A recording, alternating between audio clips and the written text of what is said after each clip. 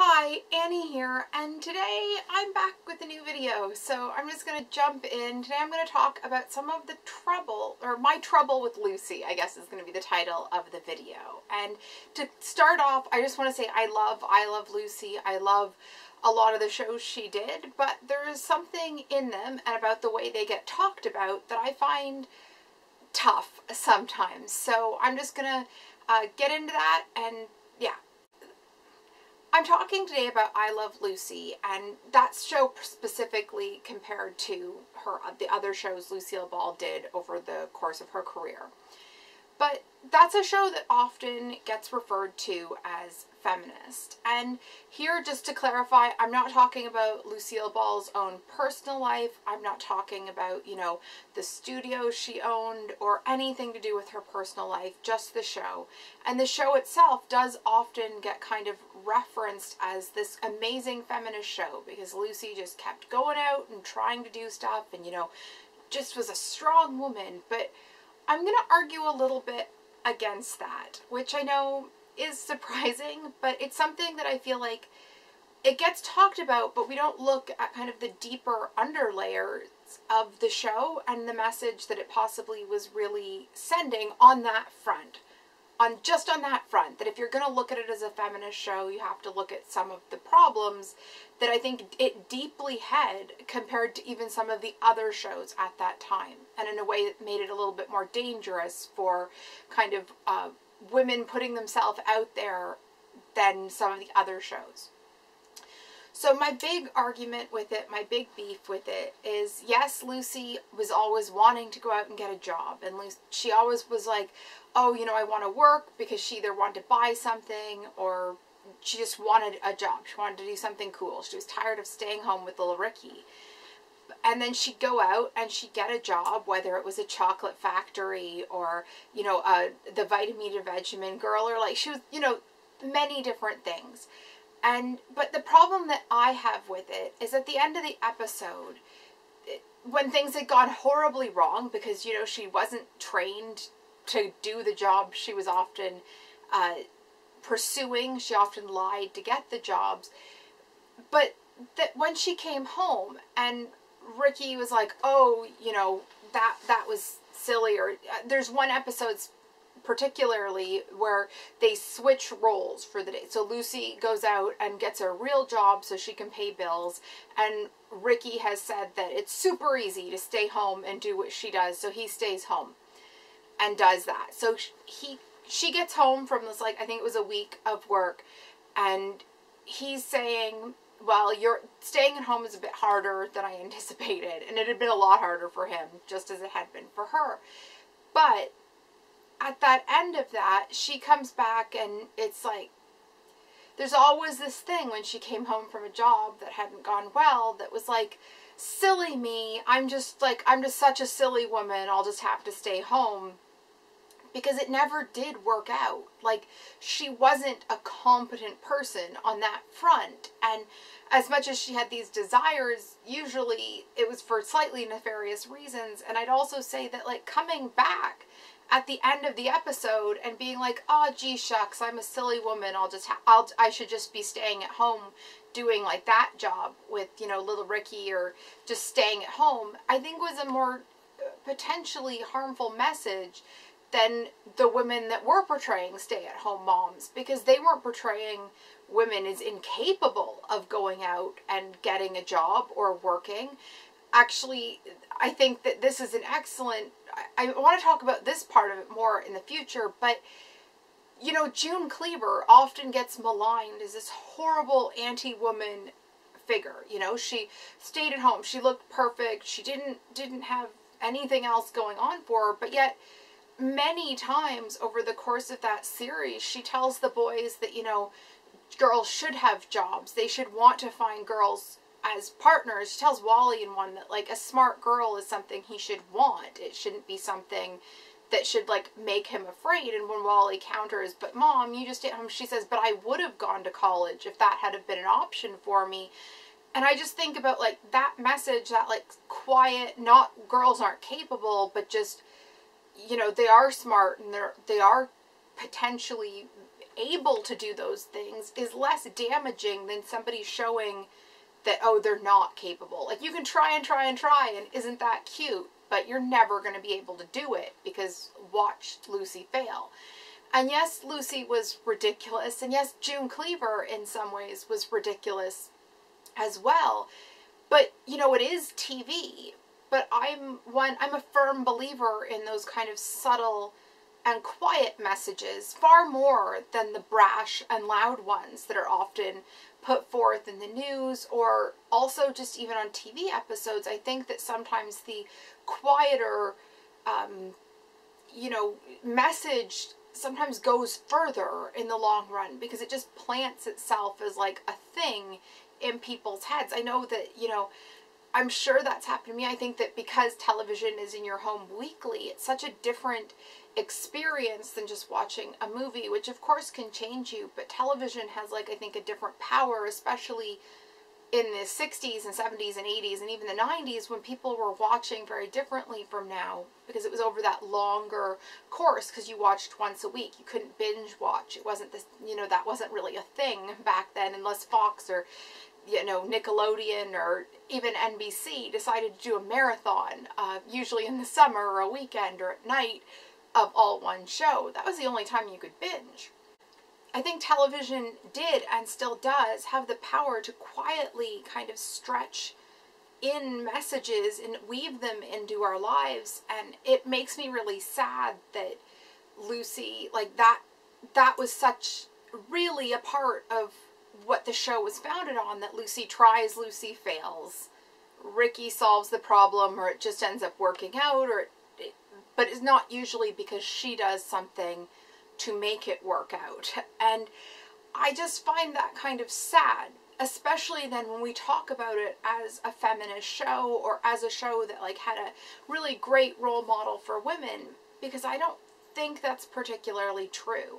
The show's very funny, and again, I want to stress that this is not Lucy in real life, because Lucy in real life was not the Lucy we saw on screen, and I don't know that much about her. I certainly think there's a lot of different stories about her that would, you know, fit both narratives there, but I think it's not important. What I'm looking at is the show. And that's something that's bothered me for a little while, just because it is something that's held up in regard. Like with this, is she was this great role model, and now we should be looking at the show and looking at her as somebody that had, like, strong female characters, and strong. The other one on my trouble with Lucy is the friendship element with Lucy and Ethel, because as much as they're friends, I'm not sure that really, if you're looking for friendships to emulate, that is one that was filled with so much jealousy and hostility and kind of disrespect for each other, that although it's great that we did get a chance to see sometimes what some friendships can be like, and that conflict and that stuff that does exist, I'd really like the friendship lists, the top friendships, friends you want, to be people that wouldn't women especially, that wouldn't stab each other in the back, you know? That's something that just I find, again, as far as the show goes, like, yes, they had these amazing moments as friends, but in contrast to that, they had deep-seated issues that, although, you know, everybody has friends that they have, like, a different friction with, it makes me sad to see that friendship constantly on the top 10 list, because it was really much more of a frenemy in some ways. And that, again, I just think that you've got to look deeper than just the fun things for some of that stuff, especially when we're talking about the show in those contexts, as far as being a great kind of example of this. And so those are just a couple things that kind of bothered me about Lucy. And I won't get started on the fact that she was always afraid of Ricky hitting her, or that she never seemed to have access to really her own money. I mean, there's an episode again where she's talking about the household allowance, and it hadn't been raised in food prices had gone way up, and, you know, the cost of living in New York City had gone up, but Ricky hadn't increased the allowance there, and didn't want to when they were talking. And again, Lucy's always scheming, and yes, Lucy bought stupid things, but there's something about that as well that I just find slightly unnerving when you're talking about this show as like a great example of an excellent marriage or great friendship or, you know, a feminist role model. I just think that a lot of the things that get kind of so well praised for that show, I have a problem with, and I don't want to be super negative, because like I said, I do enjoy the show. I just think that some of the old shows, especially, you've got to take them for what they were and not try to necessarily turn them into something different. And I also think, like, you have to look deeper. And like I said, with June Cleaver, I think that was a better, she gets, as I said with June Cleaver, she gets maligned in a way that I also don't think is fair. It's a surface thing. They see the pearls and the nice dress, and they don't look deeper at what the character she was. And especially, I'm going to say, in the first couple seasons, there was a mid to late thing that happened, I think around season 3, where some of the episodes she'd get quite, the writing changed because Joe Connolly and Bob Mosher went off and were doing their own thing in another project. And I think that the new writers didn't maybe, again, they just maybe been looking at the surface, and they saw kind of like a vacant pearl necklace, big dress, like stay-at-home wife that from their perspective didn't have anything kind of going on. But there's these amazing episodes with June, especially early on, where they show her as a very layered person,